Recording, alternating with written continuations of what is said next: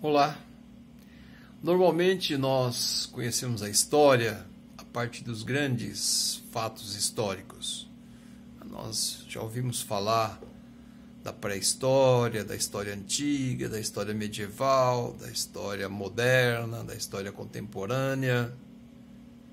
Mas aí nasce um grande escritor, um grande economista, filósofo, sociólogo, chamado Karl Marx. E ele vai dizer que o que determina a mudança na história não são somente os grandes fatos, mas aquilo que é fundamental na vida das pessoas, ou seja, os modos de produção.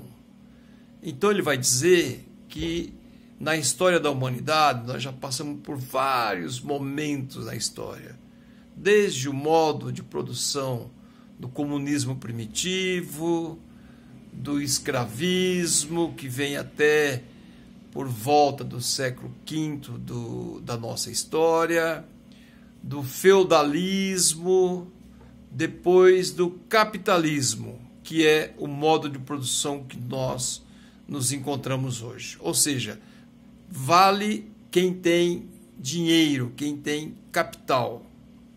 Aí o Marx vai falar, olha, mas não é só isso. Nós precisamos dizer outras coisas. Aí ele começou a falar de que a história tinha que ter uma continuidade para além desse mundo dividido entre os que tudo têm e aqueles que quase nada têm, ou muito pouco têm. Ou seja, o mundo dividido entre aqueles que têm riqueza, que são donos das fazendas, dono das indústrias, dono dos bancos, e ele vai chamar de burguesia, e aqueles que têm apenas a sua energia para vender para o patrão, que são os proletariados. Então ele vai dizer o seguinte: a humanidade precisa dar passos importantes para poder garantir que todos sejam iguais perante a lei, mas perante a própria vida no nosso cotidiano. Aí vai propor uma teoria chamada teoria do socialismo rumo a uma sociedade comunista. Então a palavra comunismo significa uma vida onde tudo pertence a todos, tudo será comum a todos. Não existirão ricos e não existirão pobres.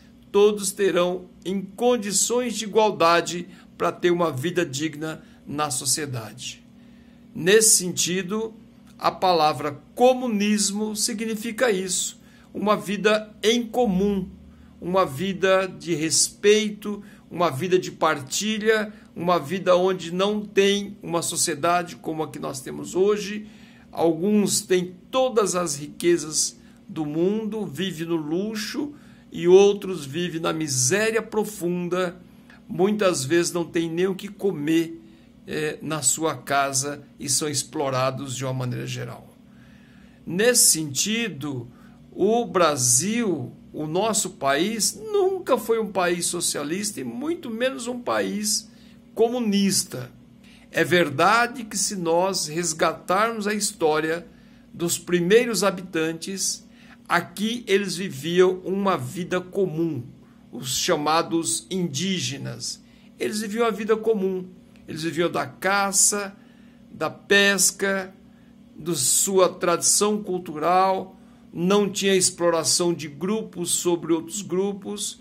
Portanto, essa ideia de viver em comum é a ideia que o Marx vai levar para uma teoria chamada a sociedade comunista, que alimenta o sonho de muitas pessoas na sociedade, inclusive o meu próprio sonho, de que tenhamos um dia uma sociedade justa, fraterna, igualitária, onde todos sejamos irmãos e irmãs voltados para construir o homem e a mulher novos numa sociedade onde o valor humano esteja acima do valor do mercado ou da acumulação de quem tem dinheiro, de quem tem capital.